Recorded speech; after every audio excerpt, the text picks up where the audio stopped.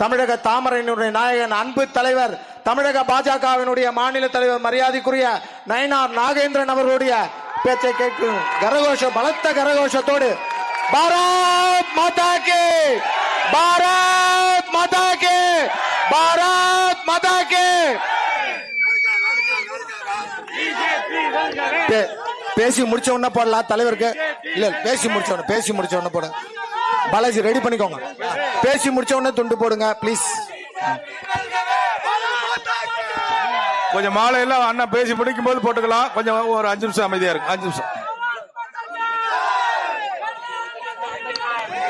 தயவுசெய்து மாவட்ட தலைவர் மாலை எல்லாம் தலைவர் பேசி முடிச்சவர்களுக்கு தான். எல்லாருமே கொஞ்சம் பின்னாடி இருங்க.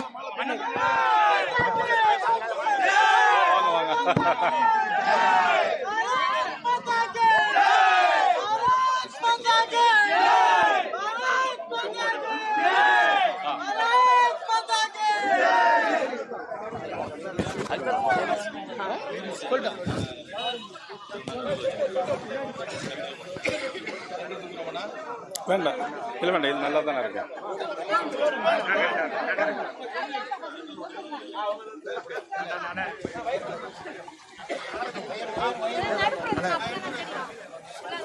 ஒரு நிமிஷம்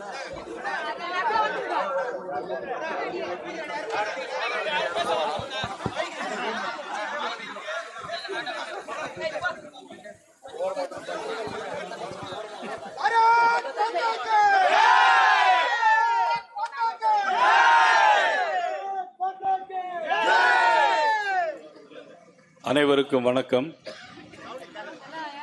வந்தாரை வாழை வைக்கும் இந்த சென்னையில், இந்த சிங்கார சென்னையில் தனி ஒரு குணம். எந்த ஊரிலிருந்து வந்தாலும் எந்த மாநிலத்திலிருந்து வந்தாலும் வந்தவரை வாழ வைக்கின்ற பூமி தான் இந்த சிங்கார சென்னை என்பதில் யாருக்கும் எந்த சந்தேகம் இருக்கிறார். ஆகவே இந்த மண்ணிற்கு எனது முதல் வணக்கத்தை நான் தெரிவித்துக் கொள்ள கடமைப்பட்டிருக்கிறேன். இன்றைக்கு தமிழனின் ஒரு பயணமாக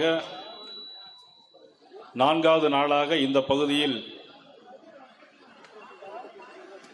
ஒரு பொதுக்கூட்டமா என்று சொல்ல முடியாத அளவிற்கு ஒரு மாநாட்டையே இங்கு ஏற்பாடு செய்திருக்கிறார்கள்.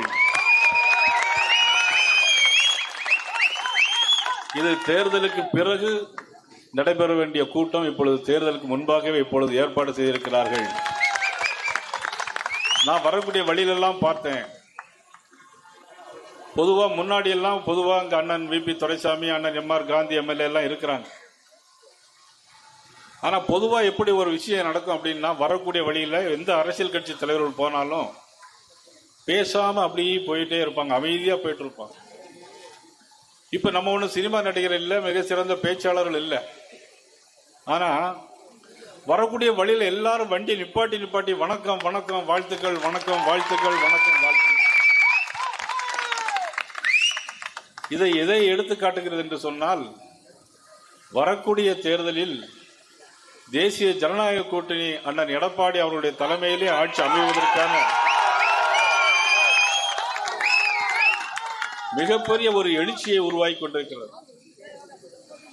அதிலும் எத்தனையோ கட்சிகள், எத்தனையோ தேர்தல் நடக்கலாம், கூட்டணிகள் வரலாம் போகலாம். ஆனா அது பாரதிய ஜனதா கட்சி அதிமுக கூட்டணின்னு சொன்ன உடனே இயற்கையாவே எல்லாரும் ஒன்னாயிட்டாங்க.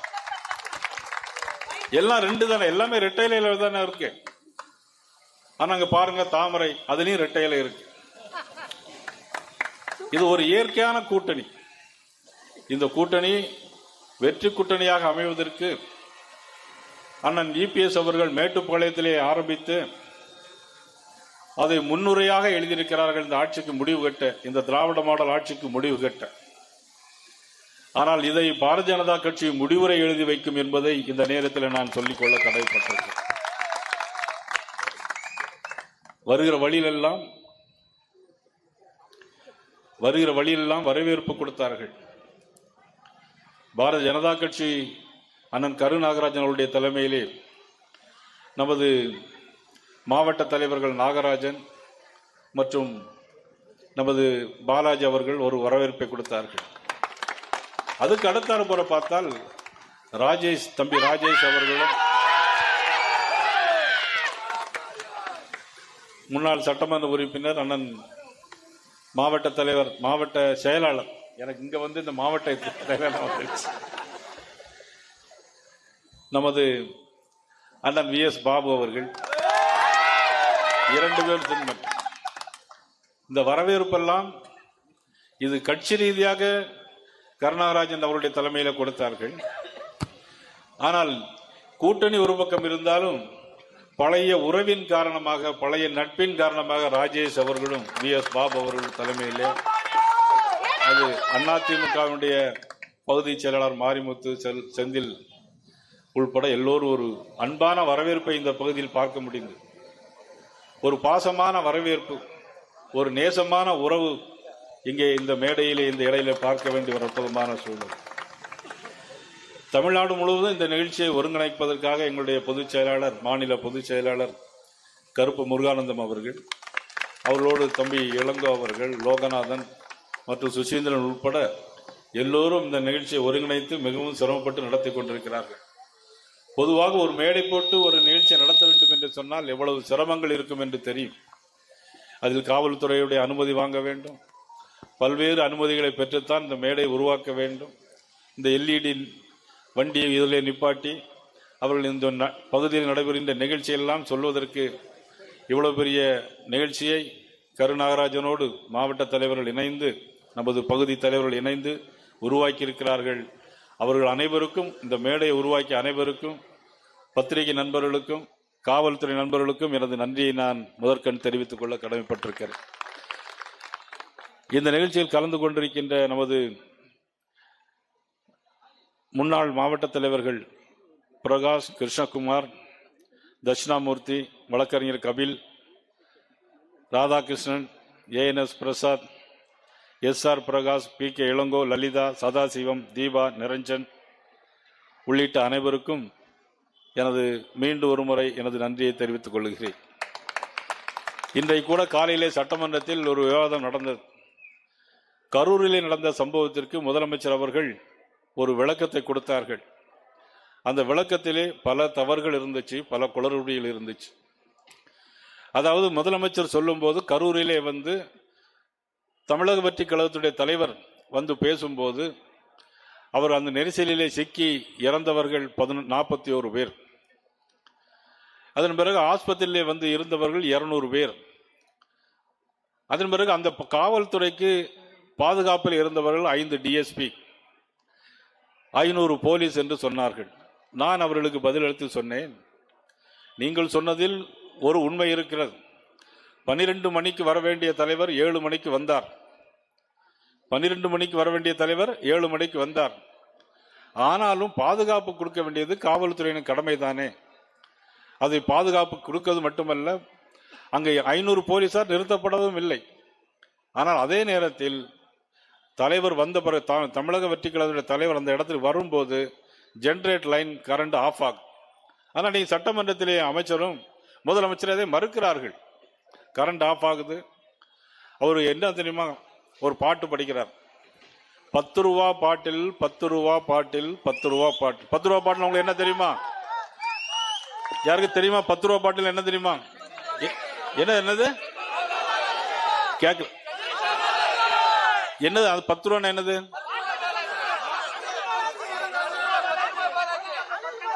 ஓ, ஒயின் ஷாப்ல 10 ரூபா பாட்டு. எனக்கு அது தெரியாது. அது 10 ரூபா பாட்டில் அப்படின்னு சொல்லி பேசும்போது, ஏன்னா தமிழக வெற்றி கழக தலைவர் வந்து எல்லா ஊருக்கும் போறாரு, எந்த ஊர்லயும் பிரச்சனை இல்லை. ஆனா கரூருக்கு போகும்போது மட்டும் பிரச்சனை வருது. 10 ரூபா பாட்டிலுக்கு கமிஷன் வாங்குறாரு நீங்க சொல்றீங்க. அந்த 10 ரூபா பாட்டிலுக்கு கமிஷன் வாங்க போறாருன்னு சொல்லி பாட்டு பாடின உடனே செருப்பை தூக்கி வீசுறாங்க. கரண்ட் ஆஃப் ஆகுது, லத்தி சார்ஜ் நடக்குது. ஆனால் இதை முதலமைச்சர் சட்டமன்றத்தில் முற்றிலுமாக இன்னைக்கு மறுக்கிறார்கள். ஆஸ்பத்திரியில் அட்மிட் ஆனவர்கள் 52 பேர். ஆனால் முதலமைச்சர் சொல்வது 200 பேர். இதில் முன்னுக்கு பின் நிறைய முரணாக செய்திகள் வருகிறது. ஆனால் என்ன செய்தார்கள் அவர்கள்? சிபிஐ ஒரு என்ன செய்திருக்கிறார்கள்? முதலிலே சம்பவம் நடந்த உடனே சீஃப் செக்ரட்டரியை கூப்பிட்டு கலெக்டருக்கும் எஸ்பிக்கும் ஒரு ரிப்போர்ட் கேட்கிறாங்க. ரிப்போர்ட் கேட்டு ரிப்போர்ட் வருவதற்கு முன்னாலேயே ஒரு தனிநபர் ஆணையத்தை ஒரு நீதிபதி, ஓய்வு பெற்ற நீதிபதி அருணா ஜெகதீசன் என்கின்ற ஒரு நீதிபதியை அங்கே நியமிக்கிறார்கள். அவசரமாக முதலமைச்சர் புறப்பட்டு செல்கிறார்.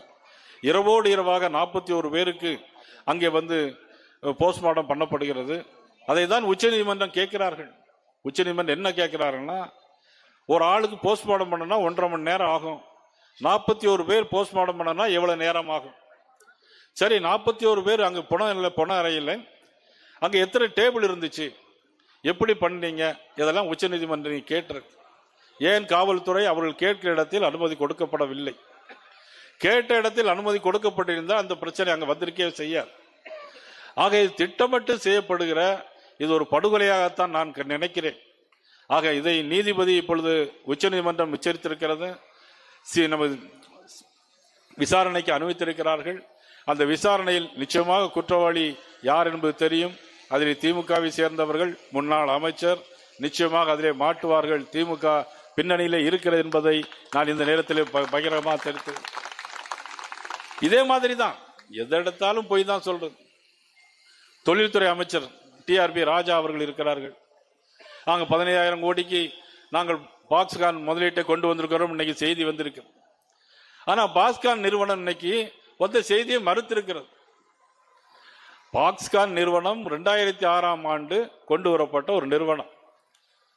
அந்த நிறுவனம் 2006ஆம் ஆண்டு யார் முதலமைச்சராக இருந்தார்கள்? புரட்சி தலைவர் அம்மா அவர்கள் அன்றைய தினம் முதலமைச்சராக இருந்தார். அன்னைக்கு யார் தொழில்துறை அமைச்சராக இருந்தார்கள்? உங்கள் முன்னால் நிற்கிற நான் தான் அன்னைக்கு தொழில்துறை அமைச்சர். ஆனால் 2006ஆம் ஆண்டு பாக்ஸ்கான் நிறுவனத்தை 15,000 கோடி ரூபாய்க்கு நாங்கள் கொண்டு வந்தோம் என்று யாரோ பெத்த பிள்ளைக்கு இவங்க அப்பான்னு பெயர் வைக்கிறாங்க. இன்னைக்கு பாக்ஸ்கான் நிறுவனம் அதை இன்னைக்கு மறுத்திருக்கிறது. டிஆர்பி ராஜா நாளைக்கு அதுக்கு என்ன பதில் சொல்ல போறாருங்கிறது தெரியல.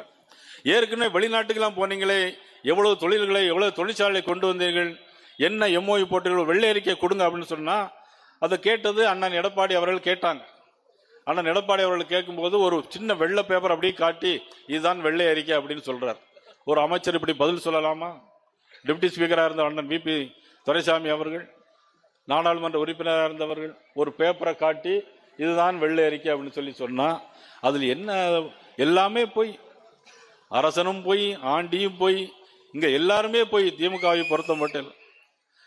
அது மட்டும் இல்லை, இன்னைக்கு ஜாபர் சாதி 2,000 கோடி ரூபாய்க்கு போதைப் பொருட்களை வித்திருக்காங்க, கடத்தி இருக்காங்க. 3,500 கிலோ. அதுக்கு பேரு ஜூடோ பெட்ரின், அதுக்கு பேரு ஜூடோ பெட்ரின். அந்த ஜாபர் சாதிக் யாரு? திமுகவிலே பொறுப்பில் இருந்தவர். இன்னைக்கு வட சென்னையில எடுத்துக்கொண்டால் இன்னைக்கு எல்லா இடத்துலையும் கஞ்சா வித்துக்கிட்டே இருக்கிறாங்க. இன்னைக்கு திருடனாய் பார்த்து திருந்தாவிட்டால் திருட்டை ஒழிக்க முடியாதுன்ற மாதிரி இன்னைக்கு காவல்துறை ஓரளவு தான் செய்ய முடியும். கரூரில் நடந்த காவல்துறை வேறு. ஆனால் இங்க வட சென்னையிலே இன்னைக்கு கஞ்சா இவ்வளவு தூரம் பழக்கத்தில் இருக்குன்னு சொன்னா அவ்வளவு திமுக காரங்க தான் இன்னைக்கு போதைப் பொருட்களும் கஞ்சா கடத்தில் ஈடுபடுறாங்க. ஜாபர் சாதிக்கு போல ஜாமீன்ல வந்து இருக்கிறார். அதே மாதிரி பாத்தீங்கன்னா துப்புரவு தொழிலாளர்கள், இதை விட வேற பாவம் ஒன்றுமே இருக்க முடியாது. துப்புரவு தொழிலாளர்கள் போராடுகிறார்கள். சென்னையிலே 10 தினங்கள் 15 தினங்களாக போராடுகிறார்கள். நீதிமன்றத்திலே ஒரு உத்தரவை வாங்கி அவரை அங்கிருந்து அப்புறப்படுத்துகிறார்கள். வட சென்னையில் இருக்கிற அமைச்சர் சேகர்பாபு அவர்கள் போய் அவர்களை மிரட்டுகிறார்கள். அவர்களை மிரட்டி அங்கிருந்து அப்புறப்படுத்தி விடுறார்கள், அடித்து விரட்டுகிறார்கள். ஆனால் திராவிட முன்னேற்ற கழகத்தினுடைய இன்னைக்கு முதலமைச்சராக மதிப்புக்குரிய ஸ்டாலின் அவர்கள் எதிர்கட்சி தலைவராக இருக்கும் போது ஊர் ஊரா இதே மாதிரி போனாங்க. டீ கடையில் உட்கார்ந்தாங்க, கிராம சபையை நடத்தினாங்க. அப்ப கிராம சபையை நடத்தவே இல்லைன்னு சொன்னாங்க. இன்னைக்கு 4.5 வருஷம் 4.25 வருஷம் ஆச்சு.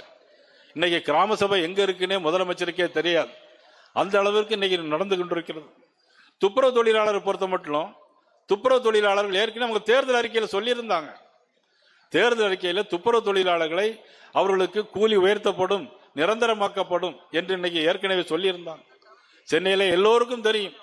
அவளை அடித்து துரத்தி ஆண் என்றும் பெண் என்றும் பார்க்காமல் அடித்து அப்புறப்படுத்தி அந்த மிகப்பெரிய பாவத்தை இன்றைக்கு திராவிட முன்னேற்ற கழகம் ஏற்றிருக்கிறது. இதற்கெல்லாம் வரக்கூடிய தேர்தலில் அவர்கள் நிச்சயமாக பதில் சொல்லி ஆக வேண்டும். இன்னைக்கு இந்த வட சென்னையில பார்த்தா 25,000 பேருக்கு மேலாக துப்புரவு தொழிலாளர்கள் இருக்கிறார்கள். இவர்களுக்கு யார் பதில் சொல்வது? அவர்கள் என்ன கேட்டார்கள்? கூலி உயர்வு தானே கேட்டார்கள். கூலி உயர்வு கேட்டான் குண்டடிபடி செத்தான்ங்கிறவர் கலைஞர்லாம் பல பேர் வசனங்களை எல்லாம் பேசியிருக்கிறார்கள். ஆனால் கூலி உயர்வு கேட்டதற்கு இவ்வளவு பெரிய கூலியை கொடுத்து, அது மட்டுமல்ல, இவர் ஒரு பக்கம் அடித்து நொறுக்கிறார்கள், அப்புறப்படுத்தப்படுகிறார்கள். முதலமைச்சர் கூலி சினிமா போய் பார்த்துட்டு இருக்கார். இதுதான் தமிழ்நாட்டுடைய முதலமைச்சருடைய ஒரு இதாக இருக்கிறது. இன்னொரு அமைச்சராக இருந்தவர் பொன்முடி. உங்களுக்கு எல்லாம் தெரியும், பெண்களை கேவலமாக பேசுவதில் திமுகவை தவிர வேற யாரும் இருக்க முடியாது. அது ராஜாவாக இருந்தாலும் சரி, பொன்முடியாக இருந்தாலும் சரி, மிக கேவலமாக. முன்னாள் முதலமைச்சர் அண்ணன் இபிஎஸ் அவருடைய தாயாரே கேவலமாக பேசியவன் இந்த ராஜா, முன்னாள் அமைச்சர், மத்திய அமைச்சர். அதே மாதிரி இப்பொழுது பொன்முடி அவர் ஒரு இடத்துல பேசுகிறார், பெண்கள் நிறைய பேர் இருக்கிறார்கள், தயவு செய்து சிந்தித்து பார்க்க வேண்டும். பெண்களை பற்றி அவர்களை வேறு விதமாக பேசி, நீங்கள் பட்டையடித்தால் எவ்வளவு, நாமம் போட்டால் எவ்வளவு என்பதெல்லாம் பேசினார்கள். இதற்கு மேல மைக்கில் பேச முடியாது, பெண்கள் இருக்கிற காரணத்தால் பேச முடியாது. கரூரில் நடந்த சம்பவம் மிக துயரமான சம்பவம். அந்த சம்பவத்திலே ஒரு பெண், கணவனை இழந்த பெண், 10 வயது சிறுவனோடு அந்த கூட்டத்திற்கு போகிறார். கூட்டத்திலே நெரிசல் மிதிப்படுகிறது. அந்த பெண் கீழே விழுகிறார். 35 வயது இருக்கும். அந்த அம்மா மேலே ஏறி மிதித்து போறார்கள். அந்த அம்மாவுடைய கண் முன்னாலேயே 10 வயது சிறுவன், எல்லோரும் மிதித்து போகிறார்கள். அதில் உயிர் இழக்கிறான். எவ்வளவு பெரிய கொடுமை, எவ்வளவு பெரிய பாவத்தை இந்த திராவிட முன்னேற்ற கழக அரசு சம்பாத்தியம் பண்ணி இருக்கிறது. ஆனால் கரூருக்கு உடனடியாக போனார் 41 பேர். ஆனால் கரூருக்கு போன கால்கள், முதலமைச்சருடைய கால்கள் கள்ளக்குறிச்சி போகவே இல்லை. 65 பேர் செத்து போனாங்க. ஆனா எல்லாரும் ஒரு ஆக்சிடென்ட் ஆனா, திமுக ஆட்சியில் ஆக்சிடென்ட் ஆனா 2 லட்சம் 3 லட்சம் கொடுப்பாங்க. இதுல யாராவது சாராயம் குடிச்சிட்டு செத்து போனாதான் அதிக உரிமையோட 10 லட்சம் கொடுப்பாங்க திமுகவில். எவ்வளவு பெரிய வேடிக்கை இது! அவ்வளவு மோசமான ஒரு சூழ்நிலை. காவல்துறையுடைய கைகளை கட்டி வைத்திருக்கிறார்கள், அல்லது காவல்துறை தன்னுடைய கட்டுப்பாட்டிலே இல்லை என்றுதான் நான் முதலமைச்சரை பகிரங்கமாக நான் குற்றம் சாட்டுகிறேன். ஆம்ஸ்ட்ராங் படுகொலை வழக்கு பட்ட பகலில் நடைபெறுகிறது. ஆம்ஸ்ட்ராங் படுகொலையிலே சிபிஐ விசாரணைக்கு இன்றைக்கு அதில் இருக்கிறது. ஆனால் அதற்கு ஏதோ சொல்லுகிறார்கள். இன்றைக்கு காவல்துறை பாதுகாப்பை கேட்டால் சட்டமன்றத்திலே சொல்லுகிறார்கள், நாங்கள் நாகேந்திரன் ஒரு படுகொலை செய்யப்பட்டார், அவருடைய ஊர்வலத்திற்கு 200 போலீஸ் பாதுகாப்பு. 1000 போலீஸ் பாதுகாப்பு. தலைவர்கள் இறந்து போனால் அல்லது பொதுமக்கள் இறந்து போனால் அங்கு போய் கேட்பதற்கு நாதியே கிடையாது. ஆனால் ஒரு குற்றவாளியாக இருப்பவர், அது எனக்கு பற்றி தெரியாது, அதை பற்றி, அவர் ஜெயிலிருந்து வந்தவர் இறந்து போயிட்டார், 1000 போலீஸ் பாதுகாப்பு. அதுல என்ன பின்னணி இருக்கிறது எங்களுக்கு ஒன்றும் தெரியவில்லை. துப்புரவு தொழிலாளர்களை பற்றி சொன்னேன். ஆனால் துப்புரவு தொழிலாளர்கள் இந்த 4 ஆண்டுகளில் மட்டும் 42 பேர்கள் இறந்து போயிருக்கிறார்கள். மலக்குழி மரணங்கள் அதிகமாக நடைபெறுகிறது. துப்புரவு தொழிலாளர்களை பாதுகாக்க வேண்டியது நம்முடைய கடமை. அவருக்கு தேவையான உபகரணங்களை இந்த அரசு வாங்கி கொடுக்கவில்லை. இந்தியாவிலே அதிகமாக மலக்குழி மரணங்கள் நடைபெறுகிற ஒரு நாடு அது தமிழ்நாடு, யாருக்கும் மறுக்க முடியாது. இது ஒரு சாதாரண விஷயம் அல்ல. துப்புரவு தொழிலாளர் பாதுகாக்கவும் அவர்களை நேசிப்பது நம்முடைய கடமையுமா இருக்கிறது. கூவமாற்றிலும் சரி, பக்கிங்காம் கானலிலும் சரி, தேர்தல் அறிக்கையிலே சொன்னார்கள் 5000 கோடி ரூபாய் செலவில் நாங்கள் ஆக்க போறோம்னு சொன்னார்கள். முன்னாடி மேயரா இருக்கும்போது நாங்கள் சிங்கார சென்னையாக மாற்றுவோம் என்று சொன்னார்கள். வட சென்னையிலே பார்த்தால் ஆர்கே நகரில் ராஜேஷ் நிக்கக்கூடிய தொகுதியில பார்த்தீங்கன்னா அவ்வளவு குப்பை குழியிலும் மெட்ராஸில் உள்ள எல்லா குப்பைகளையும் இங்கதான் கொண்டு போடுறாங்க ஆர்கே நகர்ல. ஆனா 5000 கோடி ரூபாய் செலவில் நாங்கள் எல்லாம் மாற்றம் கொண்டு வருவோம்னு சொன்னாங்க. ஆனா அந்த குப்பை தொட்டியில் என்ன, மழை காலங்களில் அதிகமாக டிசீஸ் வரக்கூடியது வட சென்னையிலிருந்து தான் எல்லா மக்களுக்கும் இங்கே அந்த அதிகமான தொற்று நோய்கள் வருகிறது என்பதையும் இந்த நேரத்தில் நீங்கள் புரிந்து கொள்ள வேண்டும்.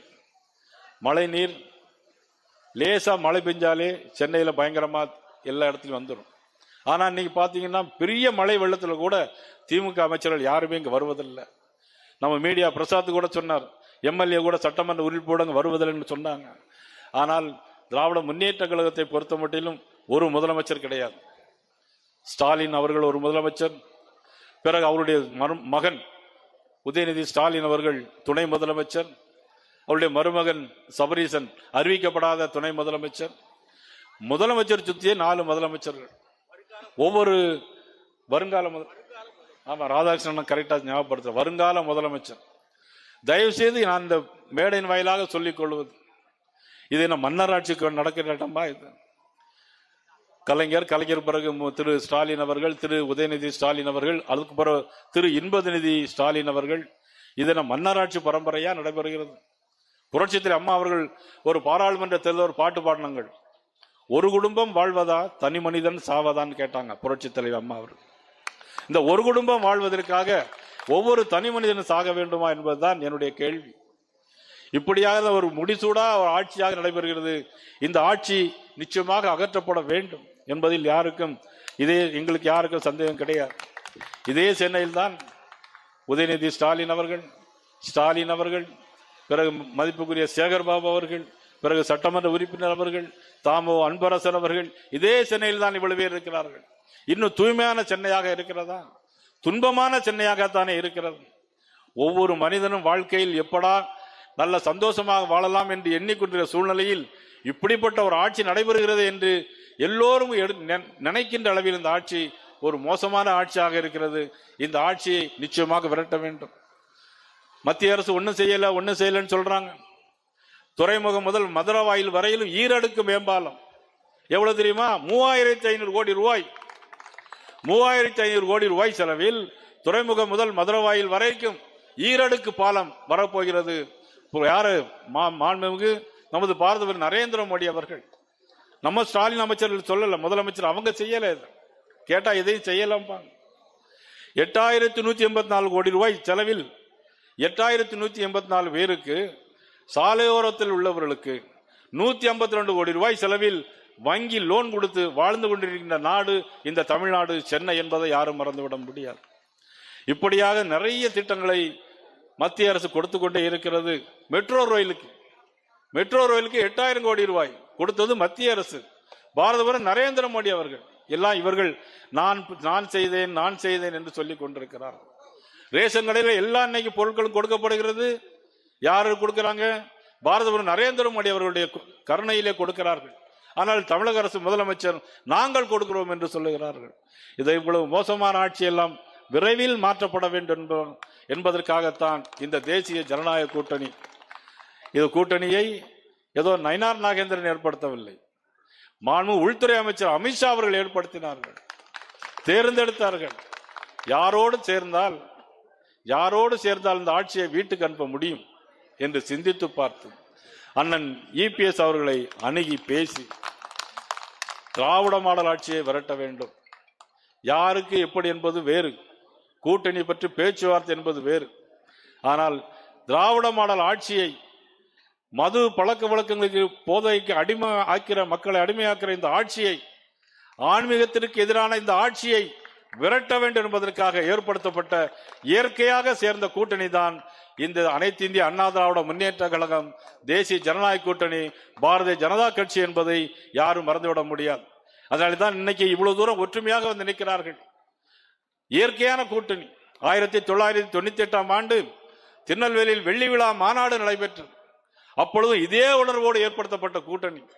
அன்னைக்கு மத்தியிலே மதிப்புக்குரிய வாஜ்பாய் அவருடைய தலைமையில் ஆட்சி அமைந்தது. புரட்சித் தலைவர் அம்மா அவர்கள் இங்க முதலமைச்சராக வந்தார்கள் இந்த கூட்டணி.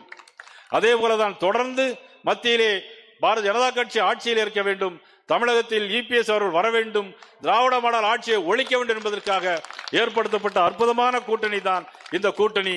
அதற்கு வெற்றிக்காக அச்சாரமாக கூடப்பட்ட கூட்டம் தான் இன்று வடசென்னையிலே கூடியிருக்க கூட்டம் என்பதை நான் இங்கே நினைவுபடுத்த விரும்புகிறேன். அனைத்து இந்திய அண்ணா திராவிட முன்னேற்ற கழகத்தை உருவாக்கிய மாபெரும் தலைவர் புரட்சி தலைவர் எம்ஜிஆர், சத்துணவு தந்த சரித்திர நாயகன், வாழ்ந்தவர் கோடி மறைந்தவர் கோடி, மக்கள் மனதில் வாழ்கின்ற மாபெரும் தலைவன், இந்த மக்களுக்காக வாழ்ந்தவர் அவர். அன்றைக்கே 1972ஆம் ஆண்டு அக்டோபர் 17ஆம் தேதி இந்த இயக்கத்தை, அனைத்து இந்திய அண்ணா திராவிட முன்னேற்ற கழகத்தை ஏற்பாடு செய்வதற்கு முன்னாலேயே தொண்டர்களால் உருவாக்கப்பட்ட கொடி என்ன தெரியுமா? அதில் திமுகவில் தாமரை கொடி பதிந்திருக்கும். அது தாமரை கொடி பதிந்திருக்கும். இன்றைக்கு ஒவ்வொரு அண்ணா திமுக தொண்டனின் இதயத்திலும் இன்றைக்கு தாமரை பதிந்திருக்கிறது என்பதை எடுத்துக்காட்டுகின்ற கூட்டம் தான் இந்த கூட்டம். இந்த கூட்டம் சாதாரண கூட்டம் அல்ல, இது வெற்றிக்கான கூட்டம், வெற்றி வீரர்கள் கூடுகின்ற கூட்டம், வெத்து வீரர்கள் கூடுகின்ற கூட்டம் அல்ல, இது கூட்டிய கூட்டம் அல்ல, இது கூடிய கூட்டம். விரைவில் திராவிட மாடல் ஆட்சி அந்த தமிழகத்தை விட்டு விரட்டப்படும் என்பது நேரத்தில் சொல்லி மீண்டும் ஒரு முறை பாரதிய ஜனதா கட்சி, அண்ணா திராவிட முன்னேற்ற கழக தொண்டர்கள் அனைவருக்கும் எனது மனமார்ந்த பாராட்டுகளையும் வாழ்த்துக்களையும் தெரிவித்து மீண்டும் சந்திப்போம், வெல்வோம். நன்றி, வணக்கம்.